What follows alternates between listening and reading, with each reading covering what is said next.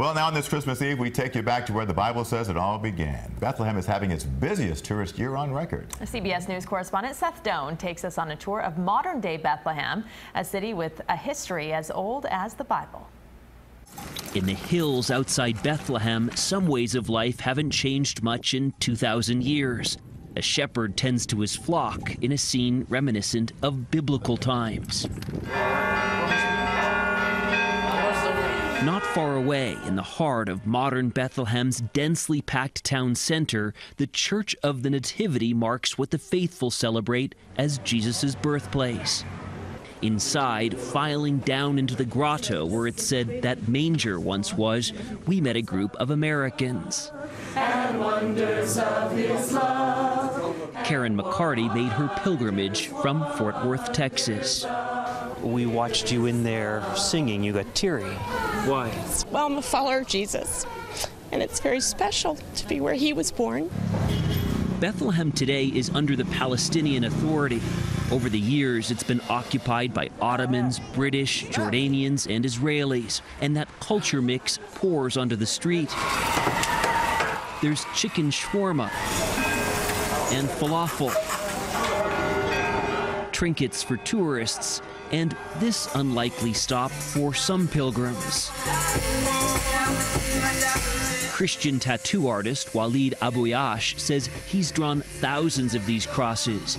William Hanna from Southern California told us why he was getting his. To show all my friends, look where I did, look where I went, look what I have.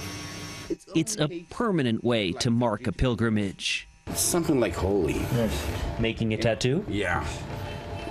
In a holy place in Bethlehem. It's holy and a hot spot for clashes between Palestinians and Israelis, as we witnessed reporting here last year. Now there's Okay.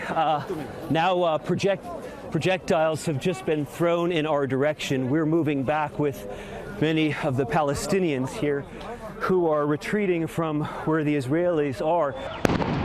Tempers flared in the wake of the U.S. decision to move its embassy from Tel Aviv to the contested city of Jerusalem, which neighbors Bethlehem, but is sealed off from it.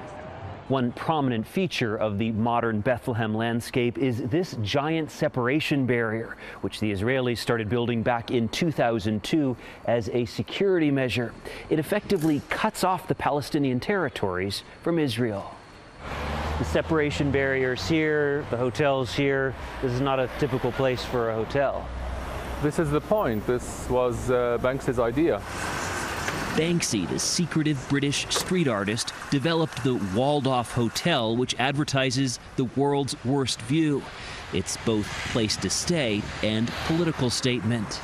We tried to protest the wall through our hotel. Hotel manager Wissam Salsa grew up here. He pointed to where Banksy painted angels trying to pull the wall apart. This is commentary on refugees. Inside the hotel, the artist continued to provoke. This is David by Michelangelo, but you can see that tear gas is surrounding. We asked if by using violence, Palestinians made this barrier necessary. I think more oppression raised the chance of violence in the future.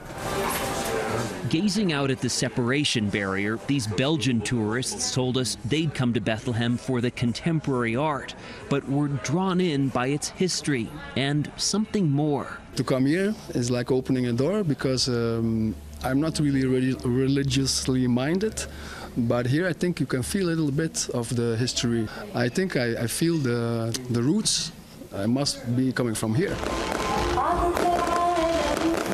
There certainly was a distinctive spirit in the air at Bethlehem's Christmas tree lighting, a modern mix of cultures and traditions, all sharing a connection to this ancient place.